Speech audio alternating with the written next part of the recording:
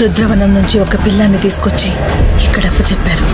వాడు అందరి పిల్లల్లాగా కాదు, ఎవరితోనూ కలిసేవాడు కాదు. వాడి నోటి నుండి మాట వచ్చేదే కాదు, మంత్రమే వచ్చేది. ఎప్పుడు ఏవో బొమ్మలు గీస్తూ ఉండేవాడు. ఒంటరిగా కూర్చొని కాకులతో ఆడుకునేవాడు. రాత్రుల్లో ఆశ్రమంలో ఉండేవాడు కాదు. ఎక్కడికి వెళ్ళేవాడో తెలిసేది కాదు.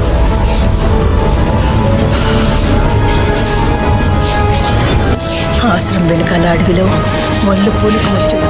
అప్పుడు అడిగి 15 సంవత్సరాలు. ఒకరోజు పౌర్ణమి నాడు ఆశ్రమంలో పనిచేసే ఆయా భైరవ అర్ధనగ్నంగా అడవిదారిలో వెళ్ళడం చూసింది.